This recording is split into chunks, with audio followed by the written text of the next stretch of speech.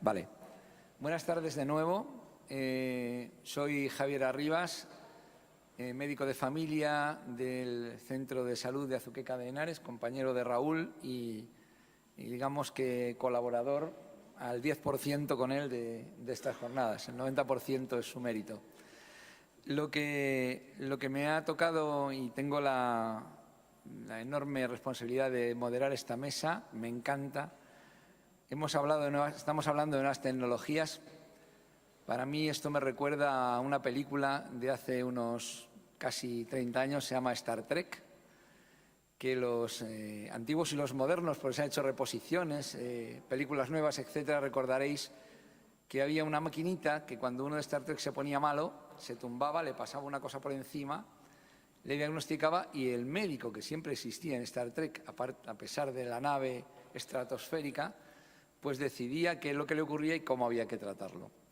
Para mí esto es igual de estratosférico, ¿no? Lo de las nuevas tecnologías. Y hoy ya lo de la telemedicina.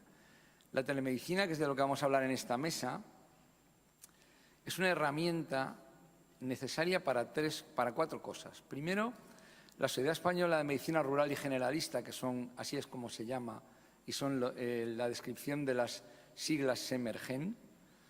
Fijaros que en España todavía existen en nuestras comunidades autónomas gente y pueblos donde hay médicos los que sería dificilísimo llegar a formación, a diagnóstico rápido, a control de enfermedades de sus pacientes. La telemedicina, se ha desarrollado las herramientas de telemedicina, nos están ayudando, por un lado, a la formación, por otro lado, a la resolución y a la ayuda al diagnóstico en condiciones rurales de difícil acceso. Todavía existen sitios en España de difícil acceso. Lo segundo, vamos a hablar de teledermatología, que es una de ellas, que es una herramienta que compartimos en algunas comunidades autónomas. Por lo que veo y estoy aprendiendo de que nuestra comunidad autónoma, en fin, está un poco lejos todavía de algunas otras, pero bueno, estamos en ello. Nosotros somos como Pedro Delgado, cuando nos da, pues nos lanzamos y a la carga. Y es una interesante herramienta, sobre todo también que nos ayuda a la gestión de la consulta, porque tener en cuenta que estamos haciendo gestión también de la lista de espera. La lista de espera que dicen en todos los gobiernos regionales que cada vez disminuye más, no estoy seguro de que eso sea así, o por lo menos a mí no se me hace, pero sí estas nuevas tecnologías de telemedicina están ayudando a que esto sea cierto. Y tercero, la democratización de la espirometría, que nos va a contar mi compañero Raúl, me imagino que se refiere a que cualquier persona pueda tener en su iPhone su espirometría y compartirla, y también pues un poco con algún nuevo aparatito que en este caso pues lo patrocina nuestro patrocinador de esta mesa, al que le agradecemos al Laboratorio Novartis su ayuda y su apoyo para nuestras jornadas, porque ha sido uno de los pilares de esta que podamos estar aquí en este foro tan maravilloso. Fijaros, telemedicina en la universidad, en la Facultad de Económicas del siglo XVI, del barroco español. Esto es espectacular. Bueno, la primera no era este orden, pero vamos a seguir el orden que nos tenemos pactado. Primero nos va a hablar el doctor Claudio Peláez Vega de un proyecto de telemedicina en Extremadura. Él fue el que inició este proyecto hace unos años y gracias a su iniciativa, pues hoy en día el Servicio Extremeño de Salud puede gozar de este servicio. Claudio, cuando quiera. Buenas tardes a todos y como empezamos siempre dando las gracias por haberos acordado de mí. Quizá un poco así nostálgicamente os puedo decir que me quedan ya pocas oportunidades de hablar así a un público como vosotros. Estoy en edad de prejubilación, jubilación. Desgraciadamente el tiempo llega y uno tiene que dejarlo. Encima ahora con el rollo de las jubilaciones que casi no te dejan aunque quieras, pues tendremos que abandonar el barco en breves días. Antes de empezar os quiero decir un poco que soy médico yo siempre digo en plan anecdótico, soy médico de medicina en general. En general. Yo soy de aquellos que cuando hubo unas series de televisión, hace mucho tiempo que no habéis nacido muchos, del doctor Gannon, Marcus Welby, hubo un boom en España, había escasez de médicos y entonces íbamos a las facultades de medicina, pero si os hablo, yo estudié en Oviedo, yo qué sé, en primero 700, 800 en primero, no había números clausus. Entonces fuimos allí, pero realmente fuimos, no había nota de corte, pero fuimos los que realmente teníamos vocación. En algunos, expediente académico normalucho, hicimos medicina con pocas prácticas, os podéis dar cuenta de 700 en primero, que encima no estaban preparados los hospitales, ¿qué prácticas haríamos? Incluso aparecíamos en los servicios y nos recomendaban, dice, la semana que viene, si no queréis venir, no os vamos a pasar lista, no hace falta. Entonces, acabamos la carrera y yo afortunadamente no estuve ni 2 días sin trabajar. A los 2 días de acabar la carrera me puse a trabajar en un pueblo de los Ancares leoneses, que conocéis aquello. Entonces, realmente allí empezó para mí la telemedicina sin haber oído hablar nunca de ella. Allí noté yo, por eso os pongo ahí en esa diapositiva, que empezó mi carrera. Yo allí en el pueblo, a 100 y pico kilómetros de un hospital, los teléfonos móviles no existían, por supuesto. Entonces yo allí estaba solo. Los pacientes, pobres de ellos. O sea, si algún día alguno, cuando vaya para allá, para arriba, me pide cuentas, no sé los que habré pasaportado. Entonces, todos esos años pasando un poco de penalidades, fueron un caldo de cultivo para que cuando vine a Extremadura, que me trasladé a un centro de salud, tuve la ocasión, porque en Extremadura tuvimos la suerte, hacia el 2000 y pico, que el que era consejero de Sanidad era médico, tuvo visión y entonces él oyó hablar de cosas de telemedicina que hacían por Noruega, por ahí, se puso en contacto y se hizo un piloto en Olivenza, en el centro de salud donde yo estoy, y aquello me enganchó. A raíz de entonces nos dijeron, oye, esto hay que ponerlo en Extremadura, hay que empezar como sea. Pero si yo no tengo ni idea, es igual, esto hay que ponerlo y tiene que funcionar. Y así empezamos, o sea, un analfabeto digital como era yo de aquella y acobardado, porque sabéis que los médicos de primaria en aquella época teníamos miedo cuando nos hablaban algo de el director general, el gerente de no sé qué, aquello era pánico. Entonces tuvimos que empezar y lanzarnos al ruedo. Lo que voy a contar aquí es más que nada porque me han pedido que os cuente mi experiencia. No os voy a hablar de tecnología ni de cosas que sabéis vosotros mucho mejor que yo. Sobre qué es la telemedicina, yo francamente lo tuve claro desde el principio.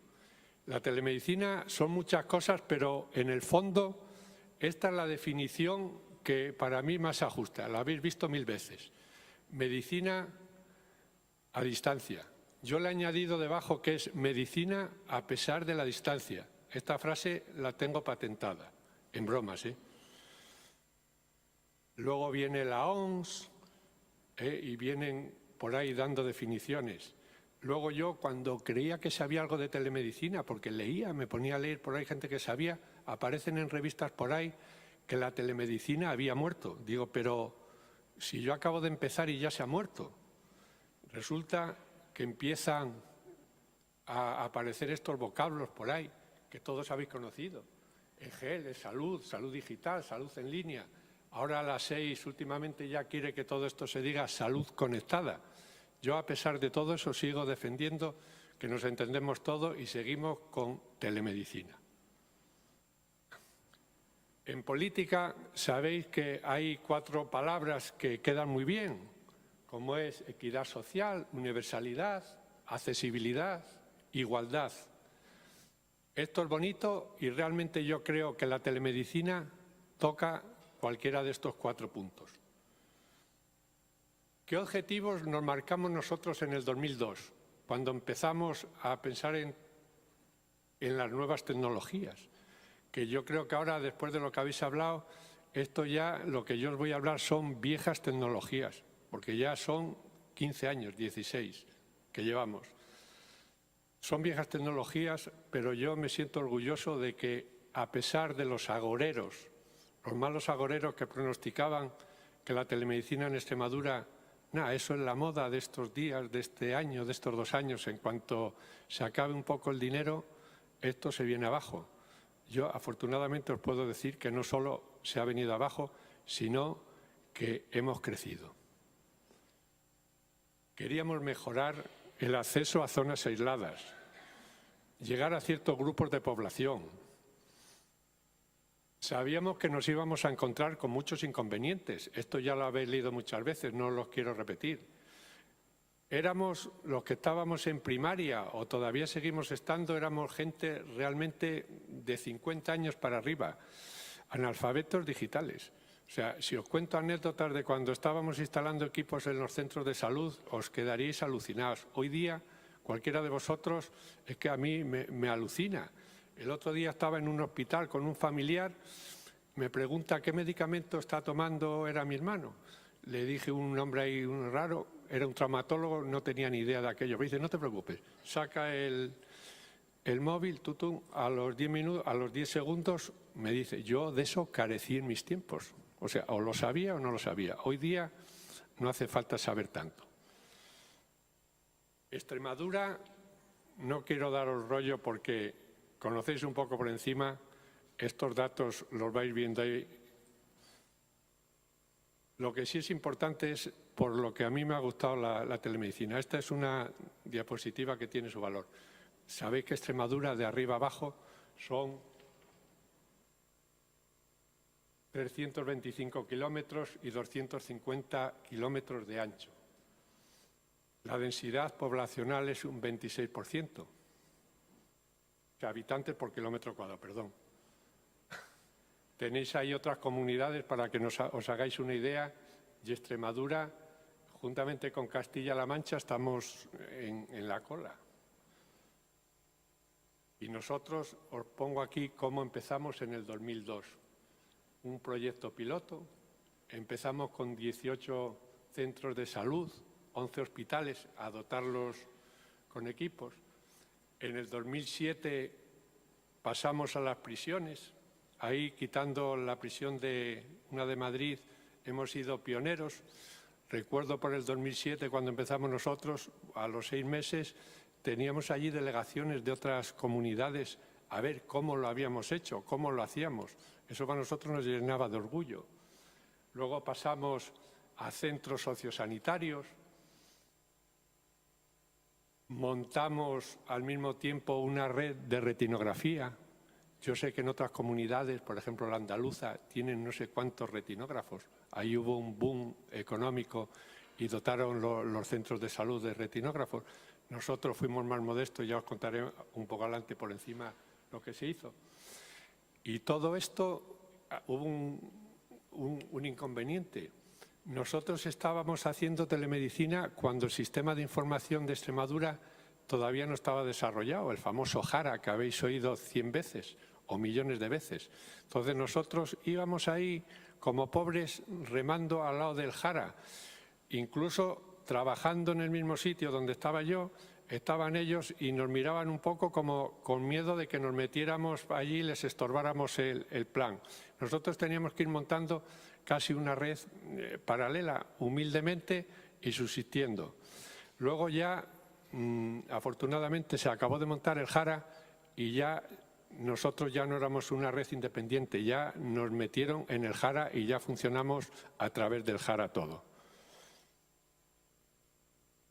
La intranet que había al principio, afortunadamente en Extremadura, estamos en las últimas comunidades en desarrollo de aquello, o sea, económicamente de las más pobres de España. Afortunadamente aquello nos sirvió, que no había nada, dotaron económicamente y empezaron la red en sanidad y la red en educación. Y tenemos una red que hoy día pues, es una maravilla. Empezamos, por ejemplo, los equipos de telemedicina de aquella, hoy día hablas y la gente se ríe, pero de aquella nosotros teníamos 2 megas garantizados donde había equipos de telemedicina. 2 megas pero simétricos. Entonces aquello era un lujo. Estaban otras comunidades que trabajaban con 500K, que se les cortaba. Nosotros siempre tuvimos afortunadamente una red buena. Hoy día eso ya por fibra óptica, en cuanto a red, no tenemos ningún problema. ¿Cómo empezamos centros de salud? Pues ahí veis un poco por encima cómo se fueron dotando al principio. Se cogían, Extremadura tiene 8 áreas de salud, se iba repartiendo un poco equitativamente. Badajoz, el área de Badajoz, pues es, como estábamos todos por allí más cerca, los hospitales tal, fue donde empezamos a desarrollar primero la telemedicina, pero luego en todas las áreas se fue repartiendo equitativamente. Veis que había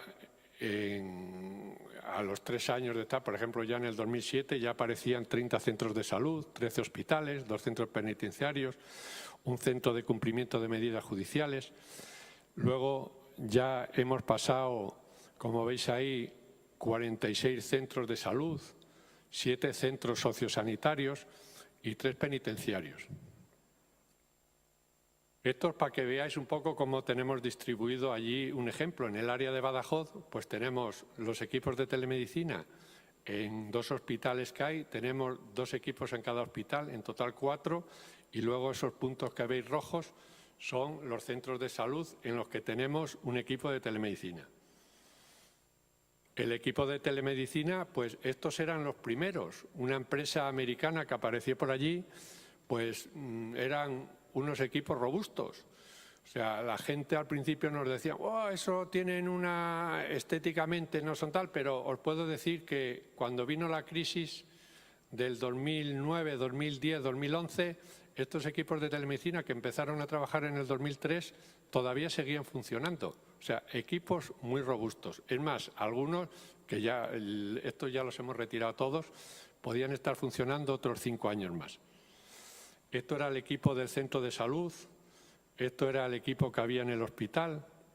Teníamos la radiología, como veis ahí, en los centros de salud había radiología de la clásica, de la de acetato, de la que había que revelar, y se escaneaban las radiografías y se enviaban por la red y las interpretaban ahí. Este equipo, aunque lo veis, este es el más moderno, los que tenemos más modernos, pero en el fondo lo mismo, 2 monitores y 4 cosillas más el sistema operativo un poco mejor, más moderno, pero en el fondo te hacían el mismo servicio. La teleconsulta, nosotros empezamos a hacer teleconsultas, era entre hospital y todos esos sitios que veis, centro de salud, prisiones y centros sociosanitarios. Al principio siempre había la polémica de la consulta en diferido o la consulta online. Nosotros, desde aquella siempre hemos sido partidarios, siempre que se puede, es hacer una consulta online.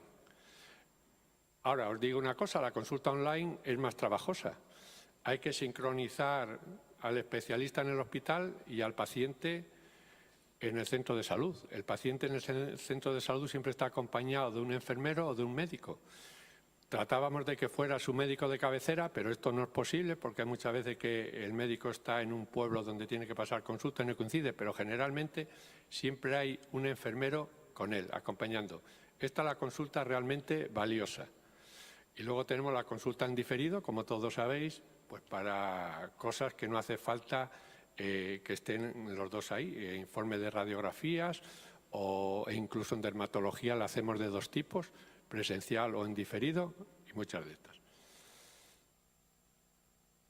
Esto es un poco ya modernamente, esto al principio no lo hacíamos así, al principio era punto a punto, ahora ya todo entra en la historia clínica electrónica y ya hay que llevarlo con su agenda y está todo metido en el horario. No me explayo en esto porque yo creo que todo esto lo sabéis y simplemente para que lo sepáis. ¿Cómo empezamos especialidades? Al principio, en el 2003, que fue cuando empezamos realmente a hacer esto, Pues veis ahí las especialidades que hacíamos, la teleradiología, dermatología, neumología, cardiología, telecirugía. No hacíamos cirugía a distancia, pero la cirugía mayor ambulatoria que se hacía, esa primera consulta para ver si el paciente tenía que ir o lo que tenía que hacer o las pruebas que tenía que llevar hechas, ya se hacía y se ahorraba un viaje al hospital. Luego prácticamente hemos metido todas esas que veis ahí, que no las voy a enumerar. No quiere decir que en todos los centros de salud se hicieran todas. En unos centros hacían 3 o 4 de estas, en otros 5 o 6. O sea, era voluntario. Aquí tenéis un poco el resumen de las consultas que hacíamos desde el 2003, que veis cuando empezamos muy pequeñito, y luego hasta el 2012-13, que es hasta yo estuve 10 años dirigiendo este proyecto. Luego me retiré un poco, como quien dice, al asiento de atrás del autobús y llegaron otros compañeros y con equipos ya nuevos. Esto ha ido creciendo, como veis, hasta el año pasado pues salen 14.000 y pico. Podéis decir, hombre, pues no son muchas en una comunidad. Lo que sí os puedo decir es que los centros de salud que os he contado antes no son centros de salud de 15.000 tarjetas. Son centros de salud que están, como habéis visto ahí, muy desperdigados, algunos a 100 y pico kilómetros del hospital, centros de salud de 2.500 tarjetas, 3.000. Entonces, todo ese tipo de consultas que veis ahí, 14.000, pues supone bastante. ¿Cómo ando de tiempo? No, pero ¿cuánto me queda? No, si voy rápido. Bueno, pues bueno, vamos a pasar. Vamos a pasar rápido. Por ejemplo, habéis visto las especialidades que hacemos en centros de salud. Nosotros, os quiero comentar, dimos el paso a los centros penitenciarios. En Extremadura hay 2. Entonces, esta es la primera consulta que se hizo en un centro penitenciario. Veis ahí el equipo y al paciente. Esto supuso un boom. Nosotros pensábamos que los pacientes, o sea, los presos, iban a estar en contra de esto, porque esto les permitía salir un poco de su entorno. El ir a una consulta al hospital, pues montaban una parafernalia allí, iban 4, tenían que ir. Pero la mayoría en las encuestas que les hicimos nos dimos cuenta que ellos, cuando van esposados en el autobús y llegan al hospital y están allí vigilados, ellos se sienten un poco, no están a gusto. No están a gusto y entonces preferían, en las encuestas que se les dieron, que se les hicieran las consultas que se podían hacer en el centro penitenciario. Os paso, ahí había un programa, cómo se hacía el traslado, cuando tenían que ir, y por ejemplo, esto es de 2 años que se hicieron, pues ahí hicieron 1.454 teleconsultas, de las que solo hubo que derivar al hospital 147. O sea, imagínate para los de prisiones el ahorro que supone de salidas. Salimos en muchos sitios, con la prensa, en el interview, hasta en el interview, y lo de si son resolutivas, pues ahí veis datos, estos son números. Los números se pueden interpretar de muchas formas. Beneficios percibidos, mejora de la formación continuada, voy pasando rápido, se hacían encuestas de satisfacción y resulta que la gente estaba contenta con esto que hacíamos. Dimos otro siguiente paso, empezamos con telemedicina en los centros sociosanitarios. Ahí veis que hay personas que no pueden apenas moverse, válidos y no válidos. Entonces, esto ahorraba muchas salidas al hospital con la escasez de recursos que tenían. Vamos pasando. Otro apartado que os paso por encima un poco, que nos hizo la telemedicina, es la teleformación. Hay centros, para los que sois de Extremadura lo conocéis, por ejemplo, yo que sé, coges Cabeza del Buey o Herrera del Duque, pues están del hospital a 100 y pico kilómetros. Entonces los sanitarios es muy difícil que vayan, como estaba antes montado, a una sesión clínica, a unas charlas al hospital que está a 100 y pico kilómetros. Entonces, a través de los equipos, con un cañón, con imaginación, el especialista nos daba la charla. Hoy día los equipos que tenemos, los nuevos, permiten el multipunto. Entonces, una persona desde un hospital o desde un centro de salud puede estar dando la charla a otros centros, 8 centros de salud. Así se han dado muchas. Luego, también montamos una red de retinografía. que no os voy a decir las ventajas que tiene. Yo he estado de médico de primaria muchos años y yo el oftalmoscopio de aquella yo creo que lo he usado 2 veces. Hoy día yo creo que ni existe ya el oftalmoscopio que llevábamos antes en el bolso. Hoy día, gracias a esto, se han comprado pocos retinógrafos, unos 10, 11 que tenemos repartidos en la comunidad, y aunque no son portátiles, yo los he hecho portátiles. O sea, están en un centro de salud 2 o 3 meses, se están viendo a los diabéticos de la zona, y aquí nuestro amigo Diego tiene una tesis sobre eso y puede algún día contaros las cosas. Los vamos moviendo de centro de salud en centro de salud y van funcionando. Pasamos por ahí para que veáis un poco el ejemplo. Estos son de los 2 o 3 primeros años. Pues un retinógrafo pues, pasa por 4 o 5 centros de salud al año. Hacemos 3 proyecciones, luego se hace un montaje y no como en otras comunidades. Aquí se envía la imagen y el oftalmólogo valora si hay retinopatía o no. Vamos más rápido. Esto ya es la última diapositiva. Hemos puesto, esto se intentó ponerlo ya el Teleictus en el 2010-11. Vino el problema político, lo del dinero, que todo pasó y se paró. Afortunadamente, desde hace 1 año y medio, en Extremadura tenemos una red de Teleictus. Hay 2 centros donde hay un neurólogo las 24 horas del día. Cuando un paciente tiene un evento en un pueblo por ahí, se activa el código ictus, va la ambulancia, lo lleva al hospital y en ese hospital le hacen su TAO, resonancia, lo que haga falta, y el neurólogo que está de guardia 24 horas o en Cáceres o en Badajoz puede informar y hacerle la fibrinolisis, ordena la fibrinolisis si hace falta. Todo esto no os voy a contar porque esto lo sabéis, las ventajas de Teleictus. Yo estoy contando un poco lo que estamos haciendo de telemedicina en Extremadura. Yo lo único que quiero siempre acabar la presentación es con esta frase de la telemedicina, porque nosotros hemos recibido muchas críticas, los que somos vocacionales de la telemedicina. En muchos sitios los detractores nos decían la telemedicina, eso es un lujo, eso cuesta mucho dinero, eso no vale para nada.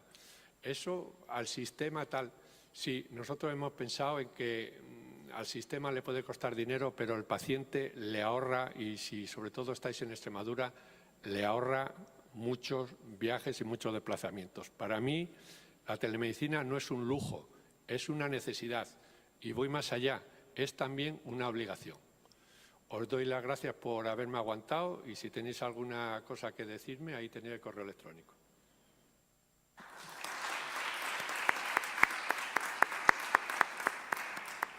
Bueno, muchísimas gracias al doctor Peláez por su excelente presentación. Como vamos de tiempo un poco pilladillos, os rogaré que cuando terminemos hagamos una pregunta a cada ponente, si os parece, o si no las hago yo, y damos paso ahora mismo a Raúl Piedra, que nos va a hablar de democratizar la espirometría. Adelante. Yo os prometo que esta mesa era el sábado porque soy un pesado y estoy aquí subido todo el rato, pero por necesidades de agenda pues se tuvo que poner también hoy viernes. Bueno, yo soy un vicioso de la espirometría. Yo estoy contento cuando me voy a casa después de la consulta y he hecho una espirometría. Bueno, no la hago yo, la hacen mis residentes. Lo siento, Ana. Y bueno, cuando abro mi armario, que mi compañera Encarna dice que es el armario de Harry Potter porque hay de todo dentro, pues también hay un espirómetro y ahora hay 2 espirómetros porque desde hace un tiempo Novartis tuvo a bien regalarme este aparatito y yo cualquier cosa que cae en mis manos pues la pruebo. Y se llama Air Smart Spirometer y os voy a presentar cómo se usa y cuáles son sus utilidades. Es muy fácil, es muy intuitivo, es de bajo coste porque el aparato en sí no sé si cuesta 69 euros, no hay que mantenerlo, se conecta a un teléfono inteligente, iOS o Android, y da un informe detallado y además está validado por varias sociedades de neumología.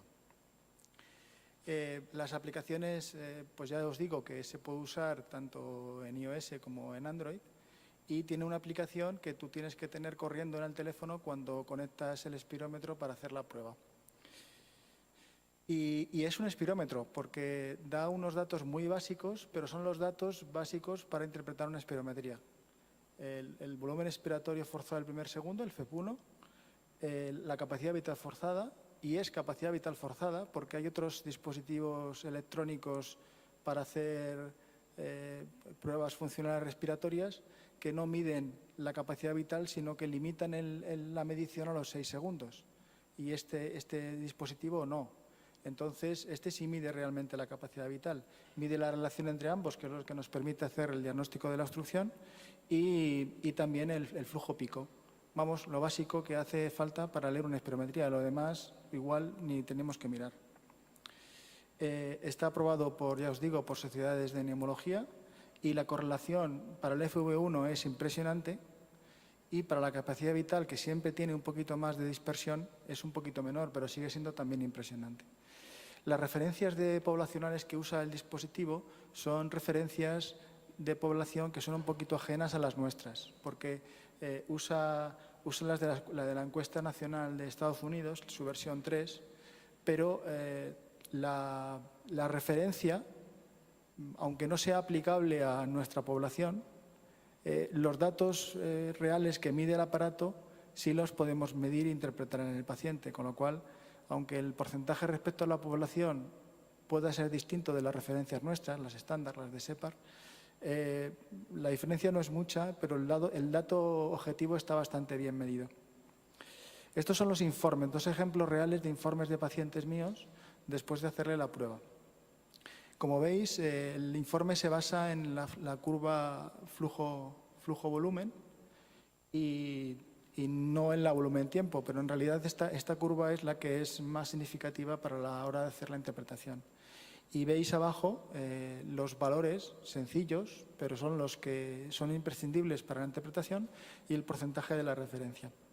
Se puede usar como un espirómetro si no tenéis uno estándar a mano. Yo, como soy un vicioso, pues yo le hago la espirometría normal con mi espirómetro y luego le hago esta. Y comparamos. Y os he traído algunos datos de la comparación de mi serie de casos. Entonces, como mis residentes son sufridas grabadoras de vídeos para mis presentaciones, pues llamé urgentemente a Beatriz ayer para que hiciera una espirometría con este aparato para grabarla en vídeo. Y este es el vídeo, para que veáis en directo cómo funciona.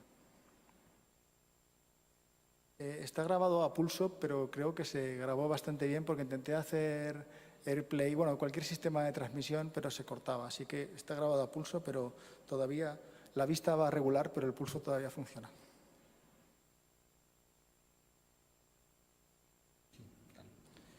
Bueno, arrancamos la aplicación. El teléfono tiene que estar conectado al puerto de auriculares, el espirómetro, quiero decir.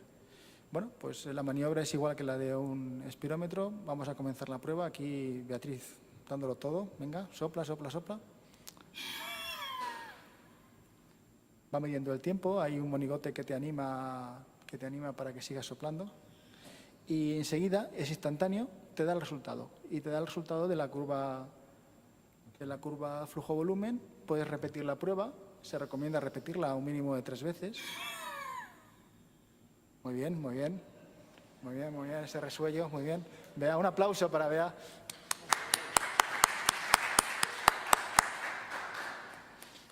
Y permite exportar directamente por correo electrónico o en PDF el informe detallado, que lo vais a ver ahí.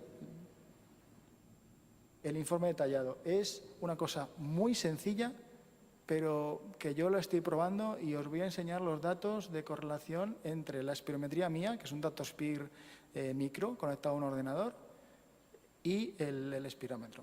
Porque la duda es si esto se puede usar en la consulta. Y bueno, yo hice una nubecita de puntos en la que grababa el dato de la espirometría y el dato del ER. Y como veis, la correlación en el FV1 es impresionante. O sea, esto, si lo miras, es una recta perfecta. Para la capacidad vital hay un poquito más de dispersión, pero se ve también una tendencia bastante fiable. Son mis 20 primeros casos. En el índice estás comparando dos parámetros, al dividirlos la dispersión también aumenta, pero se ve que no es algo anárquico, sino que estás midiendo realmente. Cuando yo tenga una serie de casos superior, podría hacer análisis de si yo clasifico a los pacientes de la misma manera usando el espirómetro convencional y el ER, que eso habrá que ver en qué porcentaje y con qué fiabilidad funciona. Eso estoy por hacer los datos. Y luego el flujo pico es muy dependiente de esfuerzo y también tiene más dispersión. Pero como veis, mide bastante bien.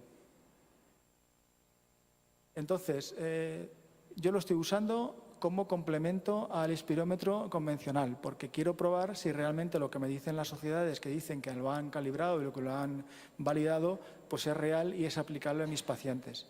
Y probablemente no deje de usar el espirómetro convencional, porque ya os digo que yo necesito hacer espirometrías y lo que podré hacer es directamente con el paciente puedo usar este aparato como screening y a los pacientes que les dé positivo pues hacerle la espirometría convencional. Es una forma que se me ocurre de usarlo. Y bueno, pues que los aparatos conectados en la consulta es algo que nos puede ahorrar tiempo y que nos da posibilidades de medir en pocos minutos, porque una espirometría se tarda bastante tiempo y esto es, enchufas en el puerto de auriculares el espirómetro, metes 4 datos y a soplar. Encima exporta unos informes que, bien, son los datos que son, pero están bastante bien y las curvas son clavadas. Y luego esta diapositiva, que me gusta siempre ponerla, porque claro, todo esto es la curva de la implantación de las nuevas tecnologías siempre. Cuando aparece la nueva tecnología y un pico de expectativas sobredimensionadas, igual yo estoy en ese pico, no os digo que no. Y luego aparece un abismo de decepción porque resulta que no te responde a lo que tú quieres, pero al final las buenas tecnologías, las que sirven, las que solucionan problemas, queda una meseta de productividad que es la que tenemos que buscar. Pero desgraciadamente lo que hay que hacer es probarlas. No hay otra. Y las que funcionan, pues seguir usándolas.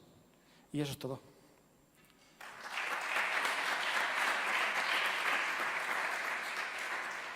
Bueno, gracias Raúl. Impresionante adaptación al tiempo. Ha sido espectacular.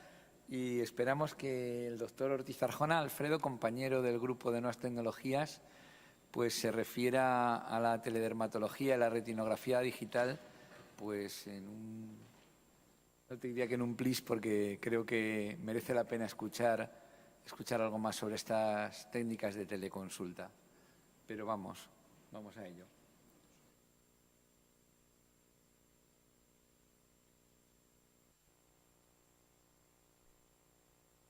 Hola, buenas tardes. En primer lugar, agradecer al Comité Científico, como no podía ser, que me invitasen a venir esta tarde aquí a charlar un rato, y a Raúl en particular, ¿no? Y más con este entorno que me queda impresionado. Desde luego es una maravilla poder hablar aquí, ¿no? Bien, yo soy médico de atención primaria y trabajo en un centro de salud rural. Entonces, cuando a mí me plantearon el tema de la telemedicina, es que es una necesidad. O sea, para nosotros es efectivamente una necesidad. Coordinándolo con la moderadora de la mesa, me plantearon hablar de teledermatología y retinografía digital. Bueno, os traigo nuestra experiencia más o menos en este sentido, ¿no? Referente a la teledermatología, esta es la aplicación que nosotros usamos. Inicialmente es la pantalla inicial de nuestro programa. Nosotros tenemos acceso a través de ella, a través de todos los filtros de nuestros ordenadores, y a partir de ahí cargamos la aplicación, ¿no? Hay dos. Inicialmente empezamos con Telederma 1, que era una aplicación en la que colgábamos las imágenes, pero era en formato correo electrónico. Teníamos el problema de que las teníamos que encriptar, teníamos que mandarlas por correo electrónico y era bastante más farragoso. Como veis, ya estamos en Telederma 2, que ya está integrado dentro de lo que es nuestra aplicación informática de Iraya, tanto en la aplicación en estación clínica, que es con la hospitalaria, como con cita web, con lo cual el paciente entra directamente en todo tipo de citas, ¿no? Los candidatos a poder ser susceptibles a la teledermatología, evidentemente no son todos. Nosotros, como podéis ver, son lesiones circunscritas, una úlcera, lesiones melanocíticas en las que podamos tener algún tipo de sospecha y lo que evidentemente vamos buscando es el captar un melanoma. Eso es lo que vamos buscando. No son subsidiarias, como podéis estar de acuerdo, lesiones que son inflamatorias o lesiones víricas que tampoco aportaría mucho lo que es la telederma, porque realmente ahí habría que tocar, con lo cual no es la imagen lo más oportuno, ¿no? Cuando son múltiples, pues realmente es que la que tenemos que buscar es la lesión que hay, no un mapa de distintos tipos de nebus, ¿no? Bien, esto es la consulta mía, evidentemente borro los nombres, pero como podéis ver se van haciendo, estos son el número de NUSA y cuando se ha enviado la consulta de telederma, cuando no la contestan, y el diagnóstico, tanto la sospecha diagnóstica nuestra como médico de primaria, como la contestación que nos da el dermatólogo. Este es el formulario que nosotros usamos. Es muy básico, realmente es decir qué tipo de lesión tiene, dónde la tiene, desde cuándo la tiene y cuál es tu impresión diagnóstica. Si ha variado, si pica, si ha crecido, si no ha crecido, si ha cambiado de color, lo que sea, y dónde está. Luego después se sube la imagen y se manda a través de la aplicación. Esto de a través de la aplicación tiene su gran importancia por el tema de la confidencialidad de los datos. Sabéis que antes pues, era el tema de la encriptación del correo electrónico porque no se pueden mandar datos de pacientes alegremente. Pero de todas formas, como mañana tenemos una charla de derecho, pues yo creo que Vicente nos pondrá mucho más al tanto de todas estas cosas. Bien. Esta lesión, por ejemplo, como podéis ver, pues tenemos un vasocelular, ¿no? Lo bueno que tenemos es que el dermatólogo nos contesta directamente qué tipo de lesión es y recibirá por correo directamente, como comentaba el ponente anterior, directamente recibe las citas de dermatología al servicio de dermatología. No tenemos nosotros que volver a tramitar nada, directamente es captado, con la prioridad de vida, ¿vale? Esta otra lesión, como podéis ver, es un nebus común que el dermatólogo nos dice simplemente que lo observemos y que no necesita ningún otro tipo de control, que no necesita tratamiento. Como decía, yo soy un médico rural, estoy fuera y la verdad que poder tener una respuesta tranquilizadora inmediata, pues la verdad que es muy satisfactorio para mí. Bien, este tipo de lesión, como podéis ver, ya es un nebus atípico y el dermatólogo valora que deben de controlarlo en su consulta de dermatología y, evidentemente, como podéis ver, recibirá la cita directamente por correo. No tenemos que darle cita nosotros. Y lo que vamos buscando siempre es este tipo de lesión. Este tipo de lesión, como bien sabéis, es un melanoma. Pero es que este melanoma, veis que lo diagnostica, recibirá cita preferente, pero permitidme que os enseñe esto. Este informe se mandó el día 20 de marzo a las 11:04 y a las 11:45 teníamos el diagnóstico y la cita. Para mí, que estoy en un pueblo por ahí perdido, si en 40 minutos me confirman un diagnóstico, la verdad que me es muy útil.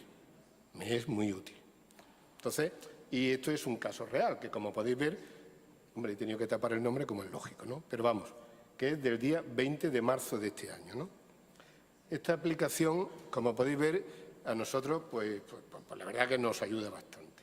Otra de las aplicaciones que nosotros usamos muy a diario es la retinografía digital, que está incluida dentro del Plan Integral de Diabetes, que en Andalucía ya lleva bastante recorrido.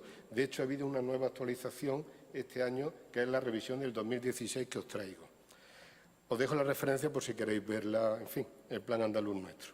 La retinografía digital es básica para buscar una de las complicaciones que todos conocemos, que es la evolución final en la ceguera, que por desgracia más del 50% de los ciegos viene de una retinopatía diabética. Según el estudio Diabet, que todos conocéis, en España era el 13% la prevalencia estimada, cuando hablábamos hace años del 7%. En Andalucía no, en Andalucía es del 15%. Con lo cual tenemos un margen muy amplio y tenemos unas necesidades muy grandes. La tasa de cobertura de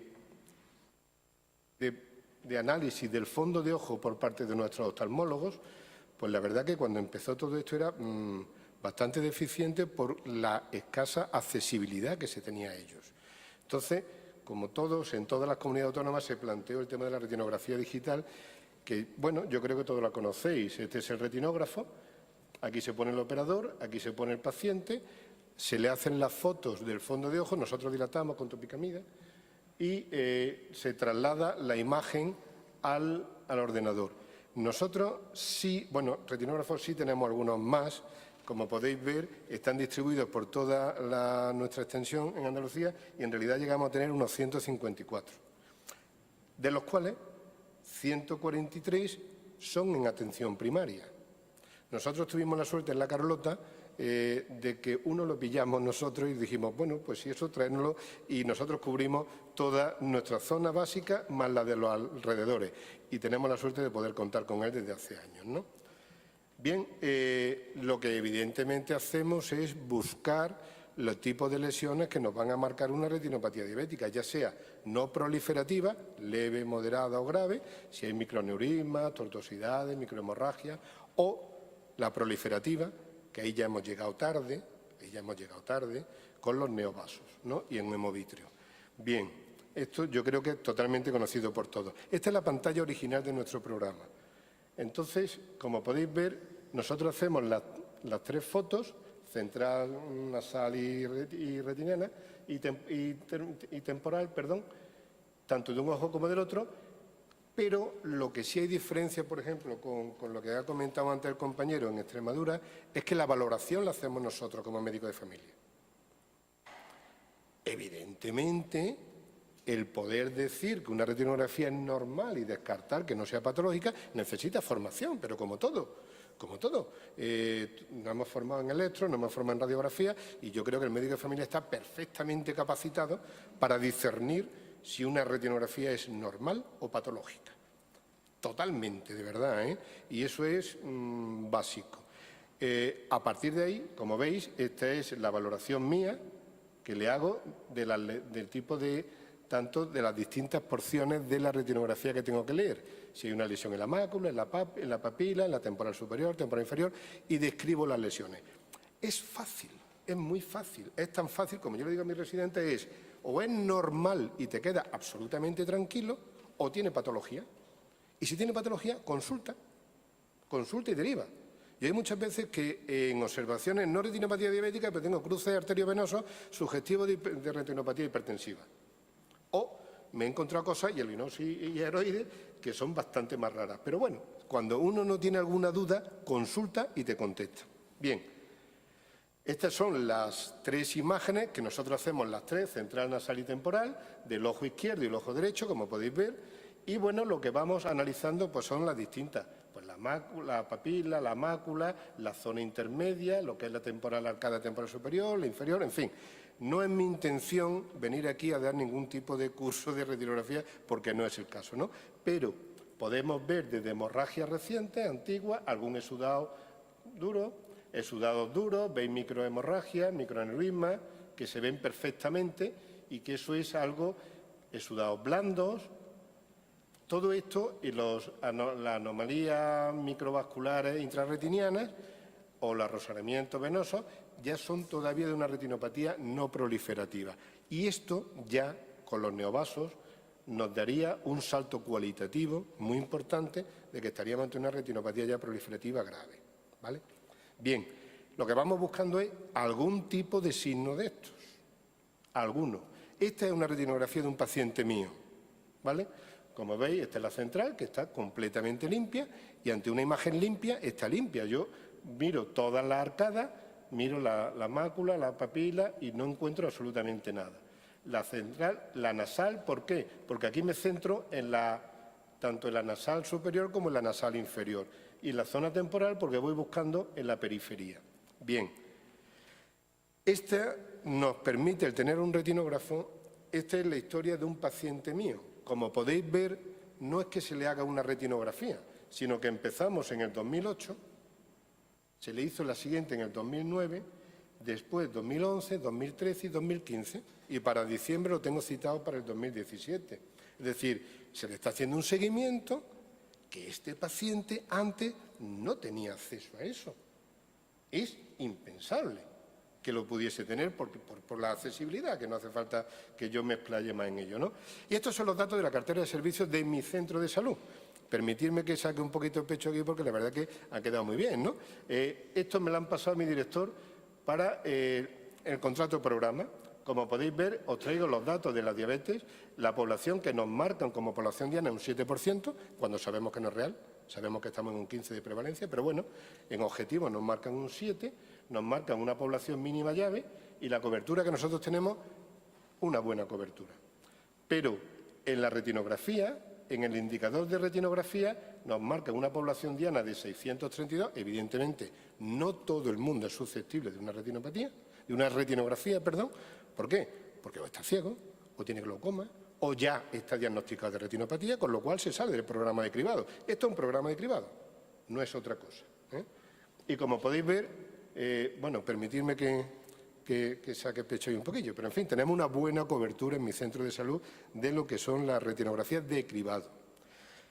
Esto es a nivel andaluz. Efectivamente, empezamos en el 2005, nosotros quizá un poquito más tarde, pero había 3.400 retinografías hechas nada más. Fijaros, porque el dato me parece interesante. En el 2015, más de 360.000. Es decir, el crecimiento en la cobertura del programa es exponencial. Y realmente estamos llegando a unos índices muy, muy buenos. Y yo creo que esto tiene mucha implicación en que la retinografía esté en primaria. Si os acordáis de las 143 que están repartidas por toda primaria, y que sean los médicos de familia los que hagan la valoración de la retinografía. Yo creo que eso es capital en el éxito de que realmente esto funcione. ¿Por qué? Porque fijaros que de todas las hechas, esto en el 2015, el 84% es normal, pero hemos captado más de 39.000 con alteraciones, de las cuales, si me permitís que destaque el dato, casi todas en fase inicial, que es cuando realmente estamos haciendo algo. Si nosotros llegamos a tiempo y los pillamos en su momento, es cuando podemos invertir la curva de progresión de lo que es la retinopatía diabética. Y ahí es cuando podemos trabajar de verdad. Hay veces que efectivamente llegamos tarde, pero gracias a Dios es el número menor. Estos datos yo me parece que son interesantes y bueno, es lo que os quería traer aquí. Bueno.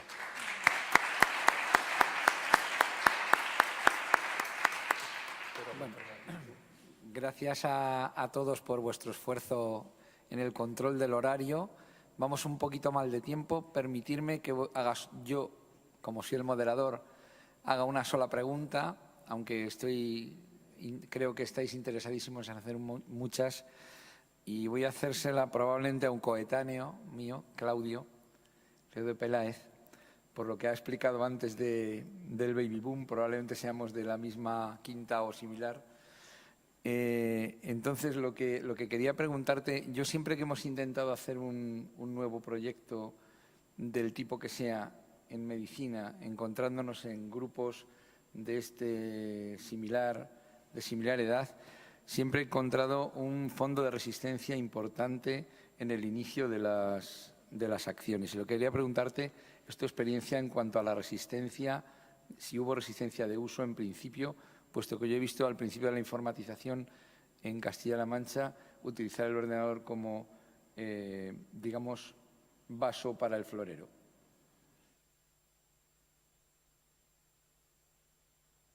me haces una pregunta comprometida, pero como aquí no tengo nadie de la comunidad, de los jefes, te voy a decir que en Extremadura en los primeros años, aunque te parezca mentira y no lo trasladéis por ahí, donde más reticencias tuve fue en los mismos directivos, en los mismos jefes. O sea, en Extremadura conocéis el que está ahora de presidente, Guillermo Fernández Vara, presidente de Extremadura, este era consejero. Coincide que es de un pueblo donde vivo yo, en Olivenza. Entonces, yo le conocí cuando fui para allí de médico, pero tengo una amistad con él, pero de ser del mismo pueblo, pero que no va mucho más para allá. Y este es realmente, que es médico, es el que ha tirado el carro. O sea, dentro de su mismo grupo de algún consejero y alguno tal, yo cuando se presentó el proyecto piloto, lo cuento como anécdota, uno que hoy día es gerente de un área, cuando presentamos los datos del proyecto piloto que se hizo en el 2002, tuve un enfrentamiento sin conocerle de nada, en la misma reunión, porque vino a decir que la telemedicina, eso era que no valía para nada. Incluso, fíjate, vino debate porque la radiología, nosotros en nuestro centro de salud teníamos la radiología antigua.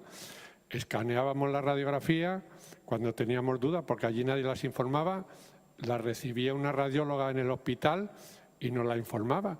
Y entonces este que era radiólogo, no te digo el nombre, Diego lo puede sobreentender quién es, vino a decir que eso era una chapuza.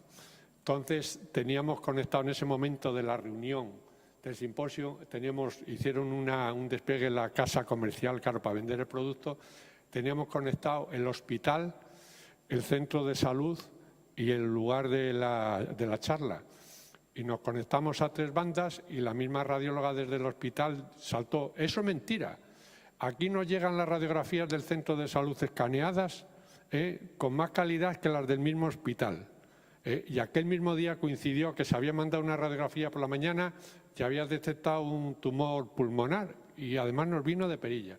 Entonces, fíjate cómo sería que el que ahora es gerente de tal tuvo que pedir disculpas en público.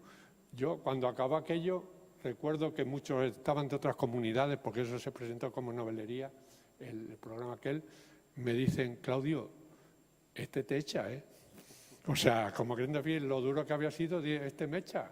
Diego sabe quién es. Y luego hemos sido amigos. Pero, ¿qué te quiero decir? La mayor reticencia que ha tenido la telemedicina en Extremadura, lo puedo decir, que ha sido entre los propios dirigentes. Salió para adelante gracias al que era consejero, que era presidente. Si no, un boicot. Muchas gracias a todos. Y ahora vamos a continuar nuestra jornada con la conferencia inaugural que la va a dar Arthur Bretonet, que está aquí con nosotros y nos va a hablar de las nuevas tecnologías de la imagen para la formación. Arthur, por favor.